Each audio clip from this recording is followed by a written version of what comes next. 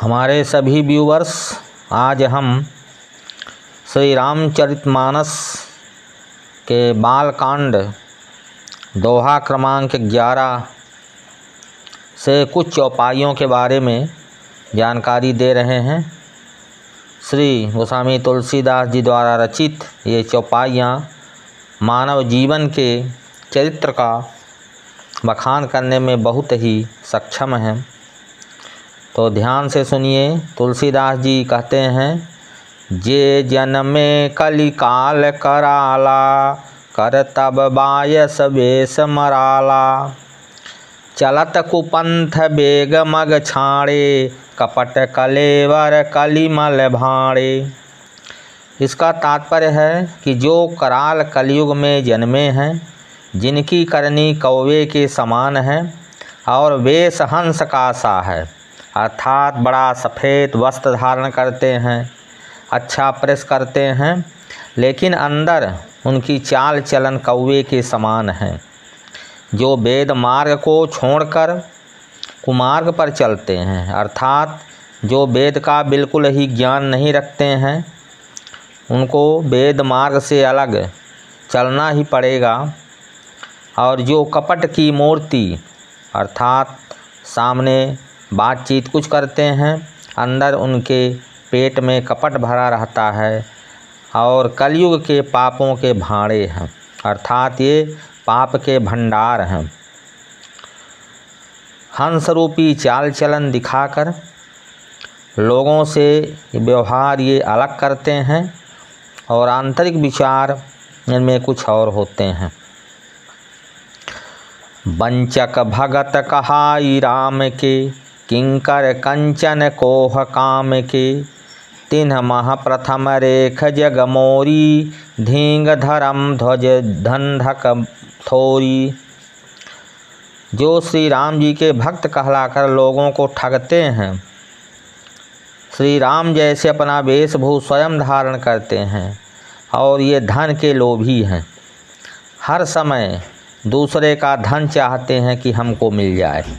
ऐसी चाल चलन लालच इनके अंदर भरी रहती है और ये धन ना मिलने पर तुरंत क्रोधी हो जाते हैं और काम के गुलाम होते हैं। ये काम में इतना व्यस्त रहते हैं कि अपना सारा धन अपने काम के पूर्ति में लगा देने में पीछे नहीं हटते हैं।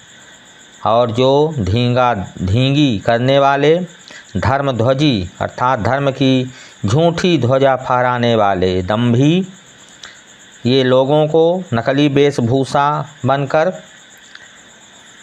नकली कपड़े पहनकर, चालीसा पढ़कर अपना समय बिताते हैं, झूठा चंदन देते हैं और कपट के धंधों का बोझ ढोने वाले हैं।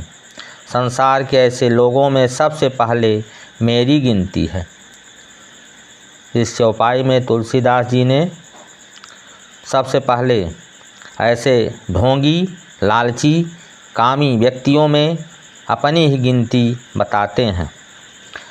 जो अपने अब गुण सब कहूँ, बाढ़ई कथा पार नहीं लहूँ, ताते मैं अति अलप बखाने, थोरे महु जानी ही सयाने। यदि मैं अपने सब अवगुणों को कहने लगूं तो कथा बहुत बढ़ जाएगी और मैं पार नहीं पाऊंगा। इससे मैंने बहुत कम अवगुणों का वर्णन किया है, बुद्धिमान लोग थोड़े में ही समझ लेंगे।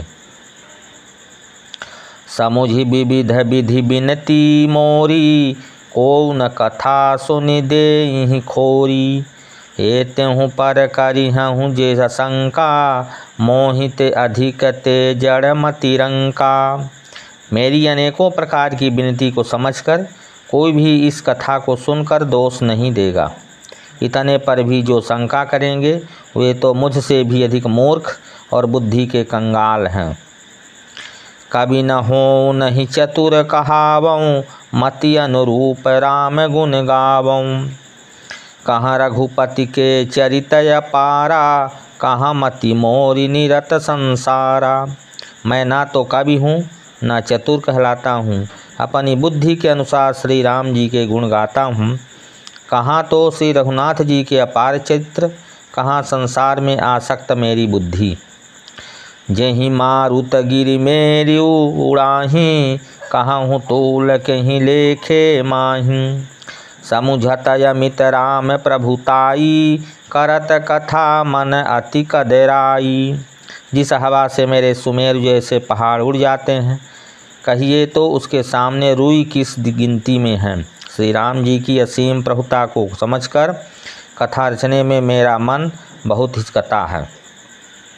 तो हमारे सभी श्रोताओं, आप लोगों ने देखा होगा कि ऊपर से लोग अच्छी ईमानदारी की बात करते हैं और दूसरों को ठगने में पीछे नहीं हिचकिचाते हैं। मैं ऐसे लोगों को सबसे पहले प्रणाम करता हूँ कि ये लोग ठगबाजी, लालची, दंभी, पाखंडी, झूठा चंदन, झूठा चालीसा, घर में काम ना करने की आदत, दिन में 3 बार भोजन लेने वाले, मैं ऐसे दंभी, लालची और पाखंडी लोगों को सबसे पहले प्रणाम करता हूँ। यही बात तो श्री गोस्वामी तुलसीदास जी ने बालकांड में बताई है। इसलिए हमारा सब लोगों से निवेदन है कि इस चौपाई को प्रतिदिन पढ़ें और दूसरे लोगों में देखें कि ये किस प्रकार के छली कपटी हैं। आगे वीडियो बड़ी होने के कारण मैं अगले भाग में जानकारी दूंगा। यदि जानकारी अच्छी लगी तो आप लोग लाइक करें, शेयर करें, सब्सक्राइब करें। शेष धन्यवाद। पिंटू, कौन गलत है?